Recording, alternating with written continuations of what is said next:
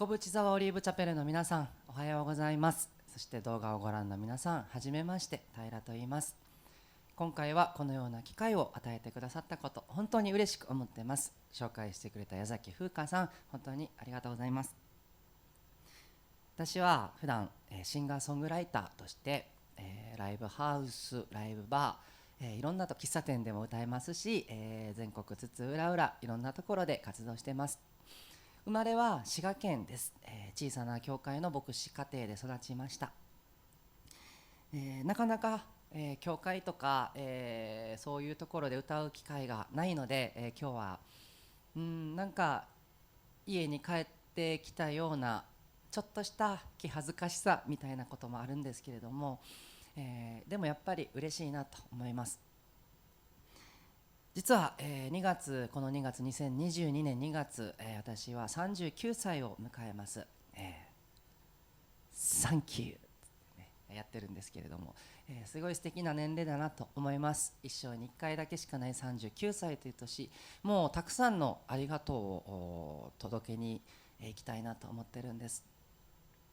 言葉にしたらたった5文字ありがとう、なんですけれど、ずっと私の中にあった、牧師の息子らしく生きるということですね。なかなか、私には難しいことでした。いろんなことがありました。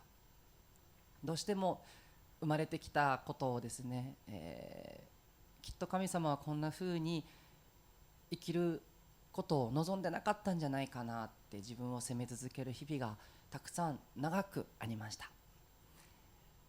いろんなことがある中で、周りの人を通して、神様が働いてくださって、私にですね、生きててよかったんだなと思える、そんな奇跡をたくさん、見せてくださいました。もう本当それをですね感じて、それに気づいた時に本当にありがとうっていうことを素直に、言えるようになってきました。本当に感謝なことだなと思うんです。今日は、歌う歌なんですが、そんな私ですね、これから、歌を通して音楽を通してその感謝喜びをやっぱり伝えていきたいなって思います。生まれてきたことは素晴らしいことなんだよっていうことを、伝えたい、そんな歌を今日は、この日曜日の良き朝にお届けしたいなと思ってます。イニムエルという歌をどうぞ聴いてください。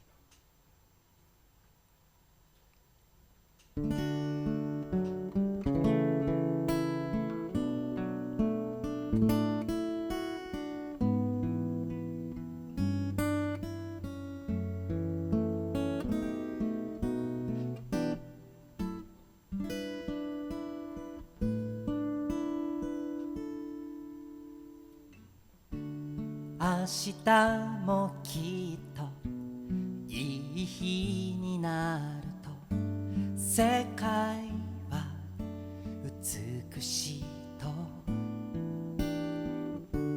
伝える人になりたいのです。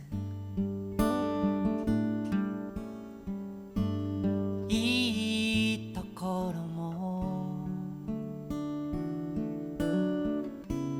悪いところもあるもんだね。難しいよね。答えはなさそうだけれど、僕は信じる。君が生まれたことは何よりも素晴らしいと、暗闇に音を響かせよう。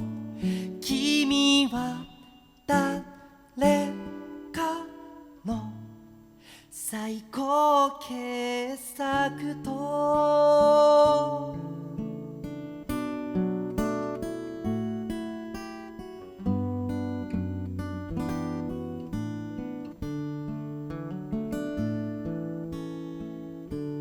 足りないものを恥ずかしいとはどうか思わないで、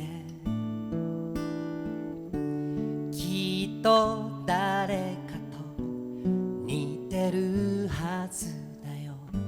そこから学べばいい、いいところも悪いところもできるだけちゃんと見せるから、どうかがっかりしないでよ。僕は信じる、君と出会えたことは何よりも素晴らしいと、暗闇に音を響かせよう。君は誰かの最高傑作と、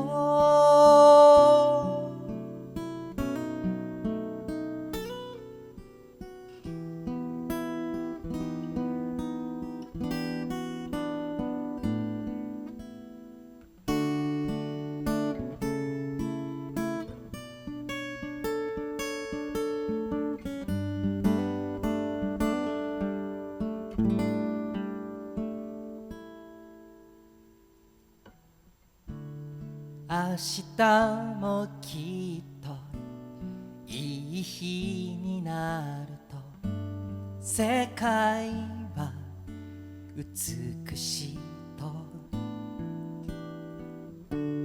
伝える人になりたいのです、なりたいのです。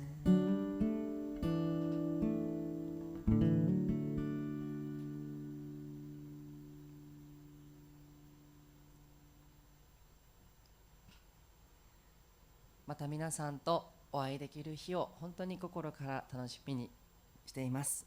今日は、礼拝に参加させていただいて本当に嬉しかったです。ありがとうございました。平でした。